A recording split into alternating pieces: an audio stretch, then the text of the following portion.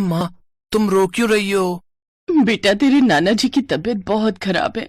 हमें जल्दी से गांव जाना होगा। पर माँ, नाना जी को क्या हुआ? ललिता की बात सुनकर छोटा रौनक भी उदास हो गया। ये कहानी है ललिता और उसके 6 साल के बेटे रौनक की। ललिता के पति मुकेश की बहुत पहले ही मौत हो गई थी। मुकेश के जाने के बाद रौनक की जिम्मेदारी ललिता पर ही थी। वो मेहनत मजदूरी करके रौनक और अपना पेट पाल रही थी। उस दिन ललिता को पता चला कि उसके पिताजी की तबीयत बहुत खराब है और वो अपनी आखिरी सांसें गिन रहे हैं। ये सुनते ही ललिता ने फौरन कुछ कपड़ों की एक पोटली बनाई और रौनक को साथ लेकर रेलवे स्टेशन की तरफ पैदल ही चल पड़ी। माँ, हम ट्रेन से जाएंगे? हाँ बेटा, इस टाइम गांव जाने के लिए कोई बस नहीं मिलेगी, इसीलिए ट्रेन से जाना पड़ेगा। अच्छा सुनो माँ, कुछ खाने को है क्या? बहुत भूख लग रही है। ललिता के घर से रेलवे स्टेशन की दूरी बहुत ज्यादा थी और पैदल चलते चलते रौनक को बहुत तेज भूख लग गई थी। ललिता ने अपनी पोटली खोली तो उसमें 2 सूखी रोटी रखी थी और साथ में एक प्याज था। सूखी रोटी देखकर रौनक का मुंह बन गया, लेकिन वो भी जानता था कि उसकी माँ ललिता और वो बहुत तेजी में स्टेशन के लिए निकले थे। रौनक ने चुपचाप रोटी और प्याज खाया और ललिता की गोद में ही सो गया। फिर थोड़ी देर बाद, उठ रौनक, देख ट्रेन आ गई, चल बेटा जल्दी उठ जा। अरे वाह, कितने दिन बाद आज हम ट्रेन में जाएंगे। रौनक को ट्रेन में बैठने की खुशी थी, लेकिन ललिता के आंसू थम नहीं रहे थे। उसे तो अपने पिता की चिंता सता रही थी। पूरे सफर के दौरान रौनक बस खिड़की के पास बैठकर बाहर की चीजों को निहारता रहा। वहीं ललिता बस सीट पर पीछे सिर टिकाए बैठी रही और अपने पिता की सलामती की दुआ करती रही। लेकिन ऊपर वाले को तो कुछ और ही मंजूर था। ललिता के पिता की मौत हो चुकी थी। उस दिन ललिता बहुत रोई। पिता का अंतिम संस्कार कर ललिता रौनक को लेकर वहां से चली आई। पिता के गम में वो ये बात भूल ही गई थी कि उसके साथ छोटा बच्चा भी है और रास्ते में। माँ, भूख लगी है। रौनक की बात सुनकर ललिता को होश आया। उसके पास रौनक को देने के लिए कुछ नहीं था। तभी वहां से एक आदमी गुजरा जो चिप्स और केक बेच रहा था। भैया, चिप्स हैं क्या? नहीं, चिप्स तो नहीं है, लेकिन बस ये एक केक बचा है। अच्छा, कितने का है? छोटे वाले तो सारे बिक गए, बस ये 60 वाला है। बताइए, दे दूं?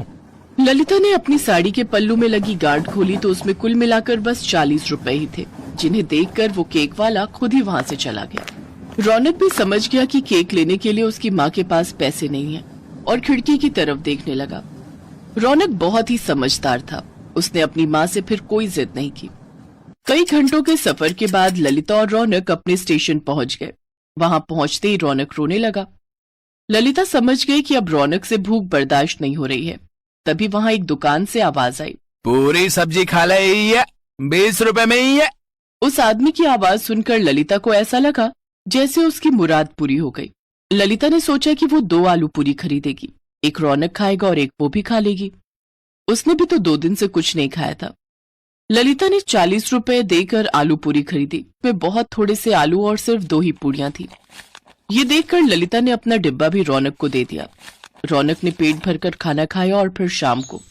माँ, पेट में बहुत तेज दर्द हो रहा है और 3 बार उल्टी भी हो चुकी है। इतना कहते ही रौनक बेहोश हो गया। ललिता फौरन उसे डॉक्टर के पास लेकर पहुंची तो डॉक्टर ने उसे बताया कि रौनक को फूड पॉइजनिंग हुई है। ललिता को समझते देर नहीं लगी कि ये सब उस आलू पूरी की वजह से हुआ है जो उसने रेलवे स्टेशन से खरीदकर रौनक को खिलाई थी।